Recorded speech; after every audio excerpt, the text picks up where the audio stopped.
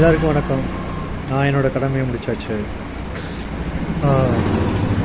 இப்போ பார்த்தீங்கன்னா இந்த வீடியோ வந்து சென்னை மக்களுக்காக, சென்னை வாக்காளர்களுக்காக.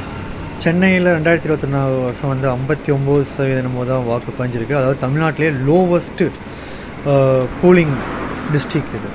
இன்றைக்கோட நான் கிட்டத்தட்ட 500 கிலோமீட்டர் தாண்டி வந்திருக்கேன். அது இல்லாமல் நிறைய பேர் வந்து 1000 கிலோமீட்டர்னு வெளிநாட்டிலேருந்து ட்ராவல் பண்ணி வந்திருக்காங்க. இதுக்காக பல ஆயிரம் செலவு பண்ணி வந்திருக்காங்க ஓட்டு போகிறதுக்காக. ஆனால் சென்னைக்குள்ளே இருந்துட்டு ஒரு 500 மீட்டர் தூரத்தில் இருக்கிற அந்த வாக்குச்சாவடிக்கு போயிட்டு ஏன் ஓட்டு போட மாட்டேங்கன்னு எனக்கு தெரியல. இன்றைக்கி நீங்கள் ஓட்டு போடாமல் நாளைக்கு வந்துட்டு எங்கள் ஏரியாவில் குடிச்சிட்டு தகராறு பண்ணுறானுங்க, கஞ்சா அடிச்சிட்டு தகராறு பண்ணுறானுங்க, இதை போலீஸ் சொன்னால் கம்ப்ளைண்ட் எடுக்க மாட்டாங்க. இப்படி வந்து நீங்கள் சொல்லும்போது யார் என்ன ஆக்ஷன் எடுப்பாங்க? 40% பேர் இன்றைக்கி கறிக்கடையில் கூட்டம் வாக்குச்சாவடியில் இல்லை. நான் இன்றைக்கி நினச்சேன் வாக்குச்சாவடியில் கூட்டம் அல்ல போகுது, நான் ஓட்டு போட்டு வெளியே வரதுக்கு 2 மணி ஆகும்னு சொல்லி போய் பார்த்தோம்னா கூட்டமே இல்லை.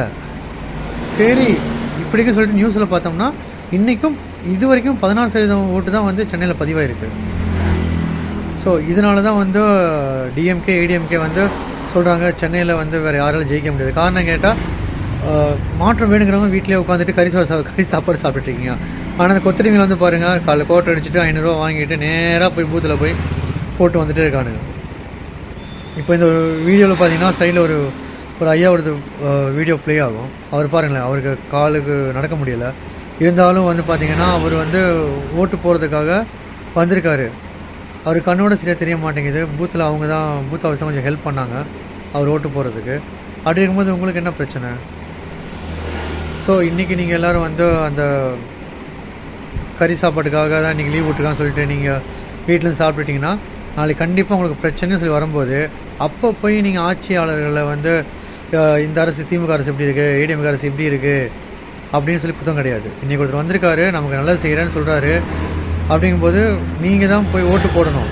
இன்றைக்கி ஈவினிங் 6 மணி வரைக்கும் டைம் இருக்குது. முறையாக சென்னை வந்து 90% 95% ஓட்டு பதிவானதாக வரலாறு படைக்கட்டும். வரலாறு படைக்கணும் தான் நான் இப்போ வந்திருக்கேன். இந்த மாதிரி நிறைய பேர் வந்திருக்காங்க, நிறைய பேர் வந்துக்கிட்டு இருக்காங்க. டிவியில் பார்க்குறீங்க, ஊருக்கு போய் ஓட்டு போட முடியாமல் அழுதுட்டுருக்கானுங்க ஒவ்வொருத்தரும் பஸ் ஸ்டாண்டில். மாற்றங்கிறது எனக்கு தெரிஞ்சு சென்னையிலேருந்து தான் வரணும். ஸோ சென்னை மக்களை தயவு செஞ்சு உங்கள் ஓட்டர் ஐடி எடுங்க, உங்களுக்கான பூத் ஸ்டேஷன் போங்க, போய் உங்கள் ஓட்டை பதிவு செய்யுங்க. நல்லதே நடக்கட்டும், வெற்றி நிச்சயம். கான்ஃபிடெண்ட்டாக இருங்க. வரலாறு சுடும், தாவேக்கா வாகை சுடும். வரலாறு திரும்பும், தாவேக்கா வாகை சுடும். நன்றி. வரலாறு திரும்பட்டும், தாவேக்கா வாகை சுடட்டும். நன்றி.